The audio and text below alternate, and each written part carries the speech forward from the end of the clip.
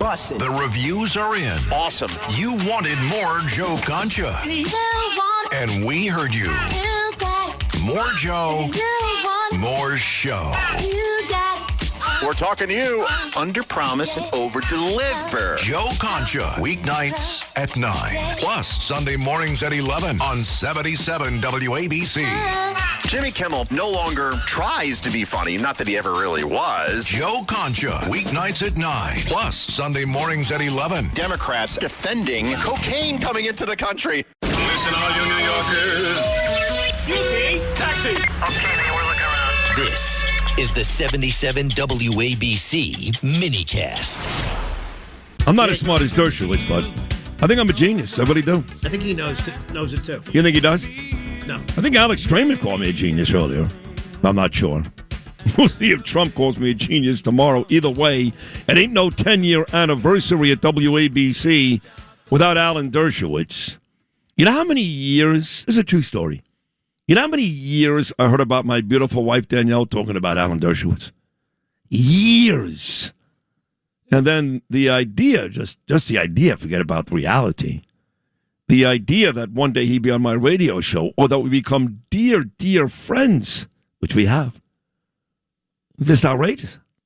But he's just a beautiful human being. Smart, passionate, above and beyond how he feels about Israel. People are like, oh, everybody loves Israel. Well, no, true. But I love seeing some people more than others, and Dershowitz is right at the top of the list. Alan, good morning, pal. How are you?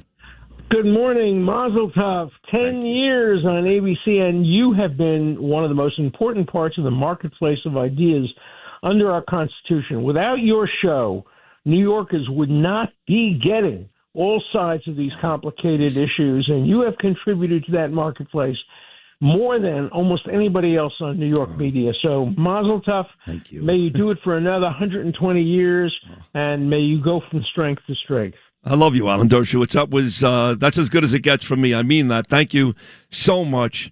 And, look, I don't really do anything on this show that is scripted. It's just the way I feel. Like, I didn't have to gin up any real emotion on October the 8th of 2023, or for that matter, when something happened to President Trump. But I do want to get your thoughts on what's going on in Minneapolis. It's ugly, all right? No one is looking very good here at the moment. Now, you know me. I'm a Trump sycophant. He'll be on my show tomorrow. I love him. And I'm usually going to stick up for him and the Republicans. And I am all for ICE. I am. I'm sorry. I do believe that ICE helps us. And I do believe the Democrats are organizing a lot of these cities like Minneapolis and turning them into war zones because of their own irresponsibility. And they just refuse to accept authority, especially if it comes from Trump or Noam or Homan. But what are your thoughts on what's going on in the state of Minnesota? Well, I think you're right that the Democrats are taking advantage of this. Everything is partisan today. You can't have a crime, a shooting, or anything like that without people immediately taking sides. Now, this is a complex issue. This is a gray area issue. Both shootings in Minneapolis. The first one, I think my own view was I understand how a guy who was previously run over by a car could see a car coming at him, not seeing that the wheels were turned away, and do what naturally comes to anybody, self-defense. I can see that. This other one is harder to justify because they apparently took the gun away from the guy, and then the shooting occurred afterwards. So I'll tell you what I think is going to happen, though. Going to happen is there's going to be a state investigation, and there'll probably be a state prosecution because in Minneapolis it would be the easiest thing in the world to get a conviction of the ICE agent for doing the shooting. But then the ICE agent will remove the case to federal court, as he has the right to do, because any federal official who was prosecuted under a state for doing reasonably what he believed he should do for the federal government has the right to have the case tried in federal court. Now, the New York Times has an op-ed today by two law professors who are certain that even if that happens, the president couldn't pardon him because it really is a state crime being tried in federal court. B- I would give these two professors if they said that in my class. You can't be certain about that. It's up in the air. The process going forward is not clear.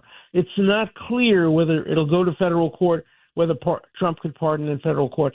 I can only say this. I wish that the ICE agents were given non-lethal agents, non-lethal guns that could shoot rubber bullets the way Israeli armed guards have non-lethal weapons. I think both of these deaths could have been prevented that way, and the ICE agents could have acted in self-defense. There's a lot more that can be done, but this is not black and white. These are gray area situations. The ICE agents are good guys. They're decent people. They care for their lives. All they want to do is go home at the end of the day and be with their family. These guys who come to crime scenes in order to agitate, they're not heroes. And the ICE agents are heroes. Some of them make mistakes. And if they make mistakes, they have to be held accountable. Gray area, not black and white. Well said. But I got to tell you this. Tomorrow is not only my anniversary, but on a much more important level, much bigger scale, it's also Holocaust Remembrance Day. Yes. And it is just unacceptable to me. It's grotesque. It's disgusting that this governor in Minnesota, who may be one of the biggest buffoons to ever serve in politics, analogized yesterday what's going on in Minnesota to the Holocaust. He actually mentioned the name of Anne Frank.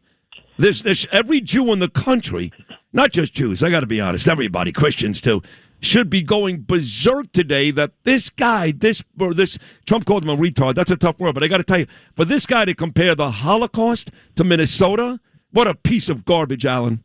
Well, this piece of garbage, and I agree with you, he's a piece of garbage, was 2 heartbeats away from the presidency. He could have been elected vice president, and then he could become president. The idea that the Democrats would nominate this man to be 1 heartbeat away from the presidency is just outrageous. And then the Democrats nominate a bigot, an anti-Semite, a Farrakhan supporter to be the chief law enforcement officer of Minnesota. Minnesota has become the Alabama of the 1950s, with Governor Wallace and all of that. They don't believe in federal law. They don't believe in supporting those who enforce federal law. They are basically involved in, refusing to accept the supremacy clause of the Constitution.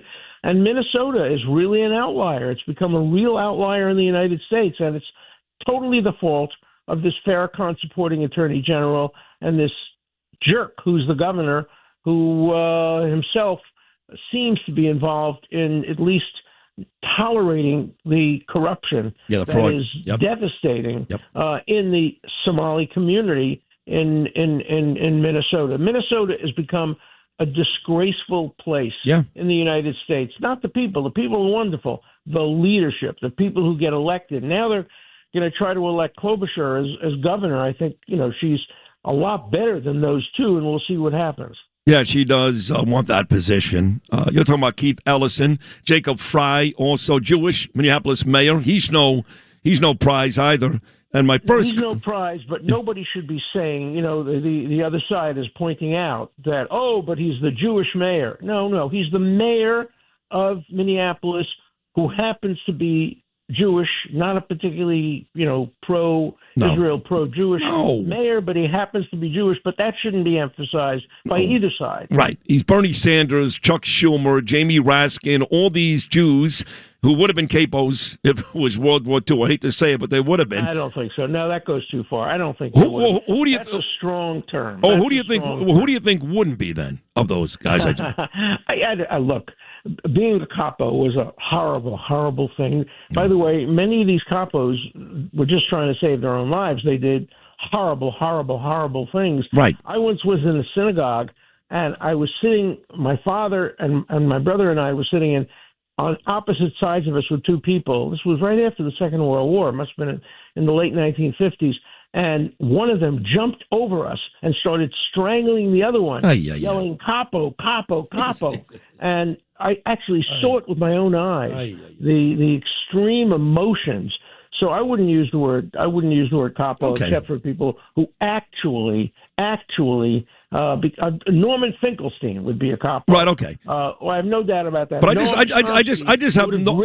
I have no patience for Jewish people who, since October 7th, have said and done nothing. That's Schumer. All he's done is criticize Israel and Bibi. I'm sorry. And he's dead wrong for that. But you know that in 1932, between 10 and 30,000 Jews in Germany supported Hitler. They formed an organization of nationalist Jews saying the Eastern European Jews are causing all the problems. We support Hitler. Yeah. You know, Jews can be the worst Jew haters in the world because of their own psychological background and their upbringing, and they're rebelling against their parents. Whatever the reason, you know, so many Jews, the Jews who voted for Mamdani, the Jews who support genocide charges and boycotts of Israel. Nan Golden, this horrible photographer who sends all of our pictures to Gaza, and of course nobody in Gaza would accept them because they're sexual pictures. But these idiot Jews gaze for Gaza, gaze for Hamas. It's horrible. Listen to this podcast now On the Red Apple Podcast Network.